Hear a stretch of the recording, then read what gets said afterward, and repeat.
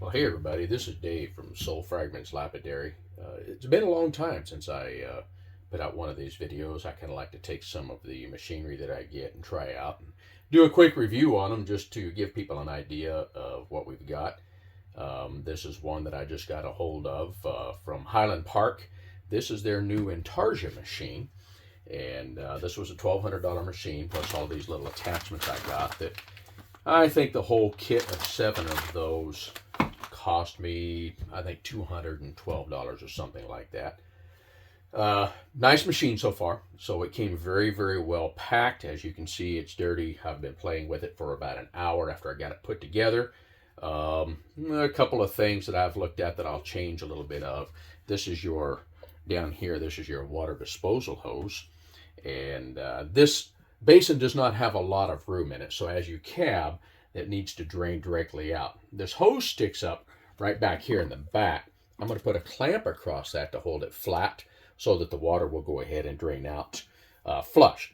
And what I've done right now, I've got it just draining into a bucket, but it's going to need to be clamped down back there because that hose tends to pop up. It's a little cold. So machine is all cast aluminum. It has their half horsepower motor on it that they use. They use the half horse, 1 horse, 1.5 horse on most of the stuff that you get from Highland Park. I have 2 of their trim saws. Let's see, I have their 10-inch trim saw. That's 2 6-inch trim saws. I have a 16-inch slab saw and a 10-inch slab saw. They all have the same motor. Everything that they do does. It's a dual capacitor. When you fire it up, this thing is ready to go, just like all of the rest of their equipment. So far, out of all of the equipment that I have never had a problem with one of their motors, so everything has run well. Has a bottle here, hangs from a rod. It's a 2-piece rod. You screw it together. That was one of the ways that they did it for packing. One of the things I don't like is it sits in here. It's not tight the way that it sits in the base there for it. So I think one of the things that I will do is I will fill that full of silicone without the bottle on it, so that when I set that rod down in there, it flows up around that rod, fills that, and that will hold it in place and it won't rattle when I turn the machine on. Before I put the bottle on, I had that in there. I turned the machine on and it about scared me out of my socks. It sounded like a freight train coming through my shop here, and I have a small shop. Otherwise, very well built. That's one of the only things I have a complaint about, the way this is put together. These plates right here, and you can see what I have put on there, that is something that you set on and has a couple of screws. Now, this particular plate is an 11-degree bevel on this plate. So that's what this piece up here is for. You can see this is flat. This comes up and gives you an 11-degree. Now, I have flipped this plate around backward. It was actually meant to sit over this way. It would give you an opposite bevel, but I am doing the girdles for calibrated cabs. And so this is one, I don't know if you can see. This is where I want the front of the cab to be, and I cut that out first and I put it in my trim saw.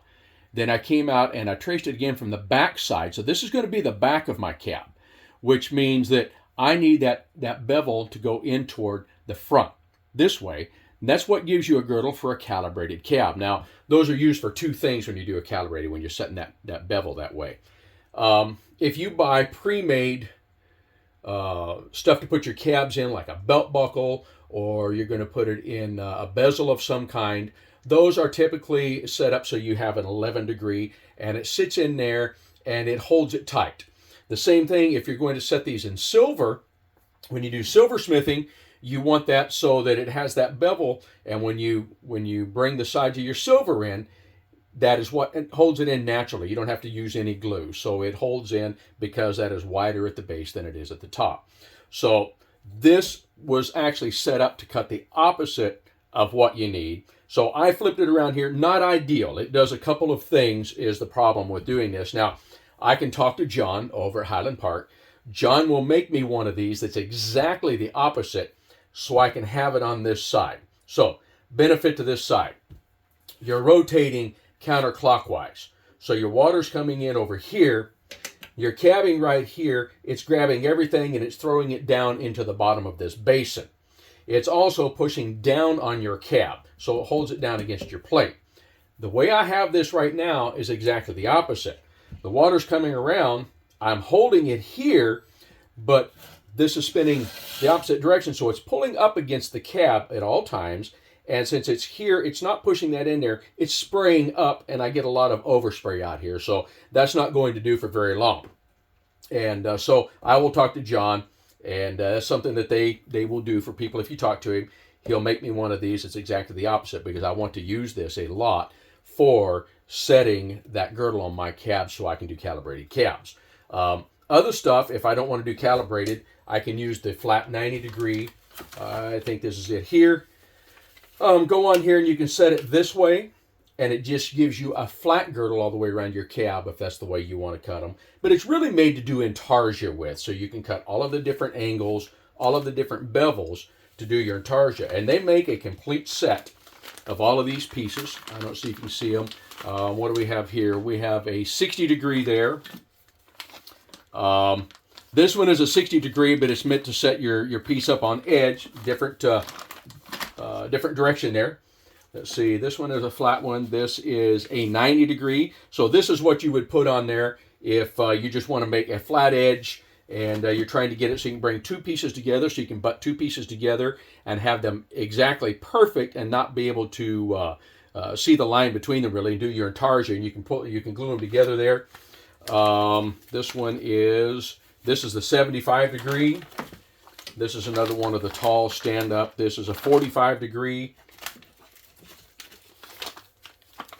This one is a different type of a 45, so it's cut a different direction. And of course, the one that I have on here is the 11 degree that I use for cutting the girdle on my calibrated cabs.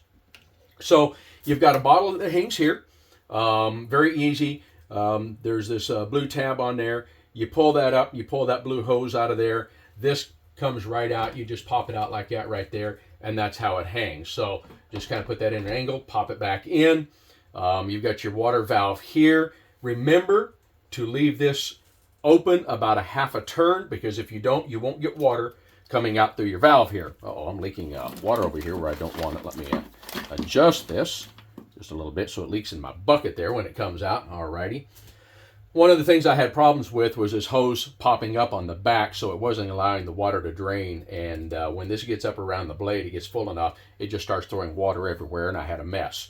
I do have a messy shop to begin with. Let's see, I have 1, 2, 3, 4, 5, 6, 7, 8 pieces of equipment, plus all of my silversmithing stuff, all of my rocks. I mean, I've got all kinds of stuff in this little bitty shop. So I'm a mess anyway, but I don't want any more than I have to.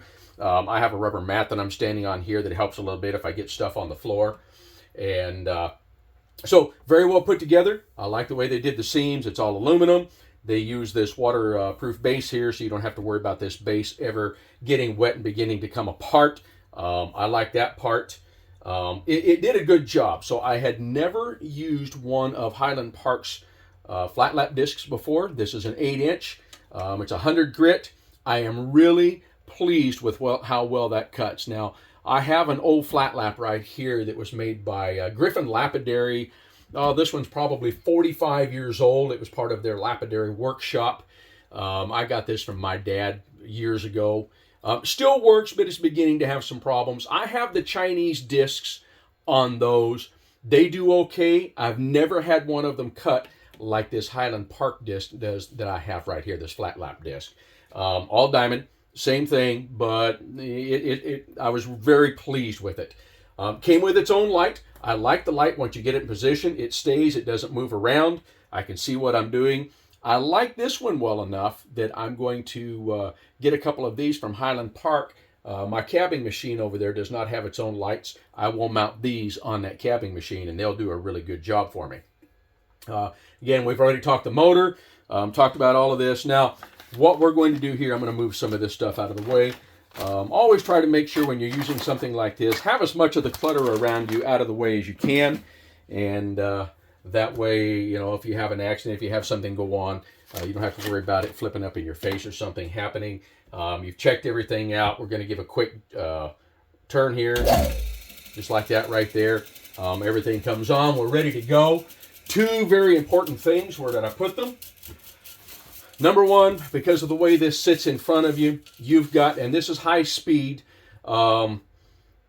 this, you've got constantly stuff flying up in your face, and so it's a little bit different than using a cabbing machine. My beard is pretty grimy right now, about twice what I get off the cabbing machine. So two things: your handy dandy trusty goggles here, safety goggles, always a great idea in the shop. And I dropped the other important piece with what we're doing here right now, just a plain decent quality dust mask. Now if you feel more comfortable using a respirator or something, that's okay. I just use a dust mask, especially with the stuff that I cut. I'm not real worried about it. Silicosis is a thing, but most of these machines don't blow enough of it up in your face to need any more than just a dust mask, and it depends on what you're cutting. So I don't know if you can see here or not. This is the back of the cap. I traced out the front first, and I kind of went through my trim saw.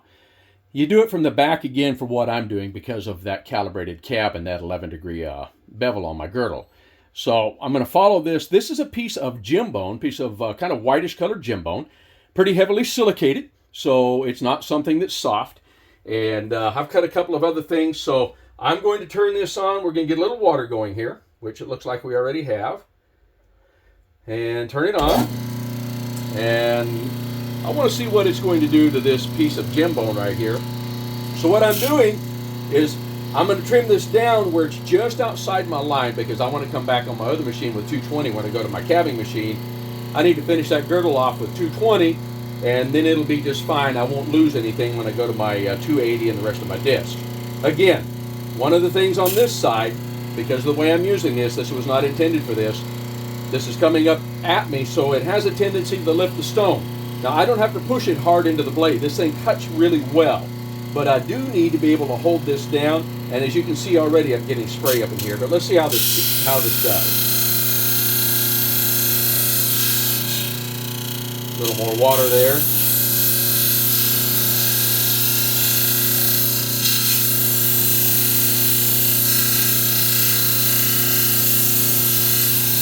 I'm not pushing super hard. I'm putting enough pressure on for it to cut, but that's just all I'm doing.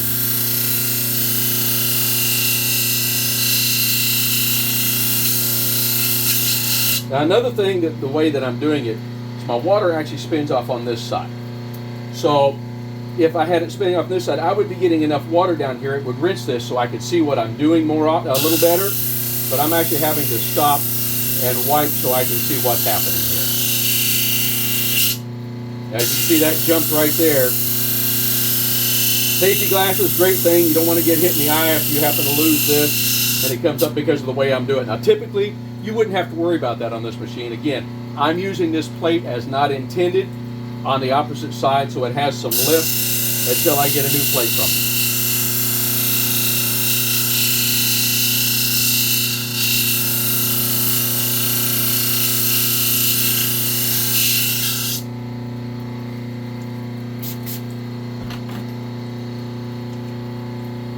Water on there so I can see what I've done.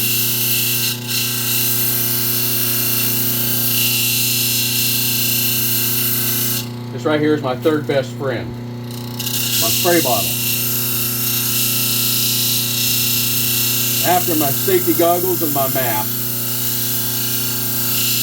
When I'm doing something like this, I do use the safety goggles. When I got my first Highland Park trim saw, I learned a hard lesson. They have a very aggressive blade on them, and I had a piece of chalcedony, which is agate, just a chip of that come off and go in the corner of my eye and scratched it, and was not a pleasant ordeal. Sore for a few days. I managed to get it out without cutting the eyeball, but it was painful. And I don't want to go through that again. So when I'm doing something like this, that I know that something could come off of, I'll wear my glasses. Now again, I don't know if you can see how this is cutting. I'm trying to leave it open so you can. I'm not pushing hard. I'm putting more downward pressure on this than anything because I don't want that to come up on me. Pretty good light. I like how it adjusts. I can get it in there to do what I need. You can see that's still not pretty. I mean, if I push on it a little bit, it really cuts.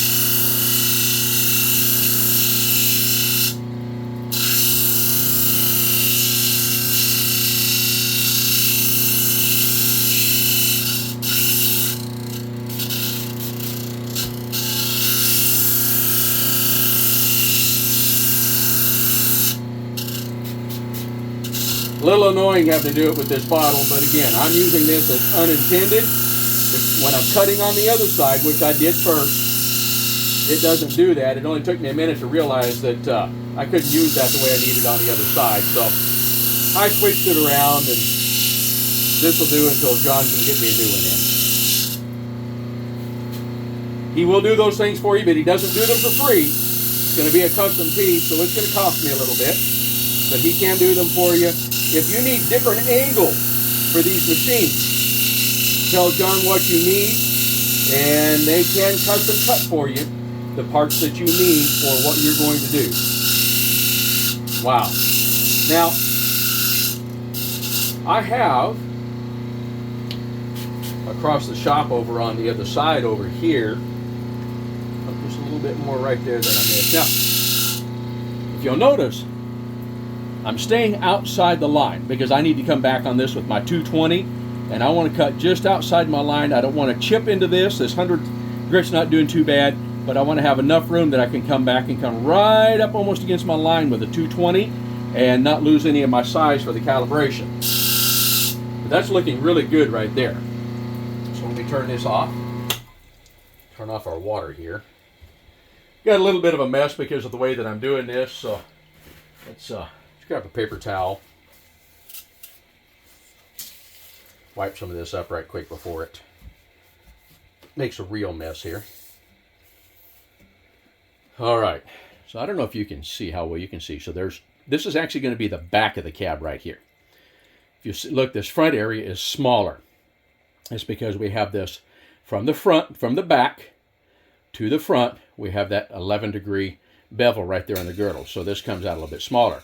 Then I'll come in here, I'll mark this at my 3mm on there, and then I'll begin to round this and make a cab out of it. See under here, it's not going to be a bad looking piece of gem bone. I've done this white before. It's kind of a yellowish white, not pure white, but I've done even pop sockets out of it, and I kind of like it. So the machine runs really well. I don't have any problems with that. A couple of minor things with it. You get a lot of overspray, especially the way that I'm doing it here. And so I tend to keep cleaning it all the time.